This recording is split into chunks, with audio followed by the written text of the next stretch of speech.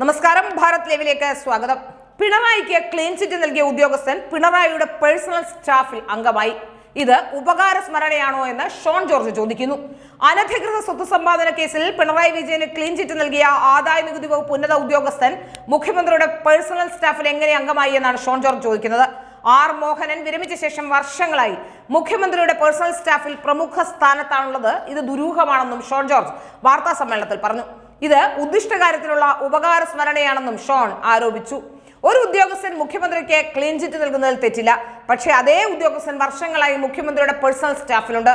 അത് ഉദ്ദിഷ്ടകാര്യത്തിലുള്ള ഉപകാര സ്മരണയാണെന്ന് സംശയിക്കുന്നു. 2016 മുതൽ ഇയാൾ സ്റ്റാഫിലുണ്ട്. ആർ മോഹനന്റെ മുൻകാല ഇടപാടുകൾ പരിശോധിക്കണം. വിവിധ കേസുകളിൽ നടത്തിയിട്ടുള്ള ഇടപെടലുകൾ സംബന്ധിച്ചും അന്വേഷണം വേണം. 2008 കേസ് അന്വേഷിച്ച ആദായ നികുതി വകുപ്പ് അഡീഷണൽ ഡയറക്ടറായിരുന്ന ആർ മോഹനൻ 2016 മുതൽ മുഖ്യമന്ത്രിയുടെ പേഴ്സണൽ സ്റ്റാഫിൽ സ്പെഷ്യൽ ഓഫീസറായുണ്ട്. പി ശശി കഴിഞ്ഞാൽ അടുത്തയാളാണ് മോഹൻ എന്നാണ് രേഖകൾ പറയുന്നത്. ഉദ്ദിഷ്ടകാര്യത്തിൽ ഉപകാര സ്മരണയാണെന്ന് സംശയിച്ചാൽ ആർക്കും തെറ്റു പറയാനാവില്ല എന്ന് ഷോൺ ജോർജും വ്യക്തമാക്കുന്നു. കമല ഇന്റർനാഷണൽ എന്നൊരു സ്ഥാപനം സിംഗപ്പൂരിലില്ലെന്ന് അസിസ്റ്റന്റ് സോളിസിറ്റർ ജനറൽ ഓഫ് ഇന്ത്യക്ക് റിപ്പോർട്ട് നൽകിയത് മോഹനാണ്.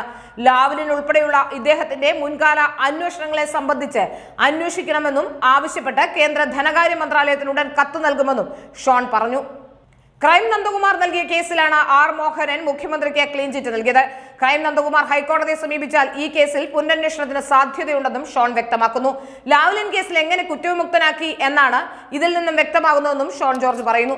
ഏതായാലും ഷോൺ ജോർജ് പിണറായി വിജയനും മകൾക്കുമെതിരെ നിരന്തരമായ തരത്തിൽ മുമ്പോട്ട് കാര്യങ്ങൾ നീക്കുന്നുണ്ട് എന്ന് വ്യക്തമാവുകയാണ്.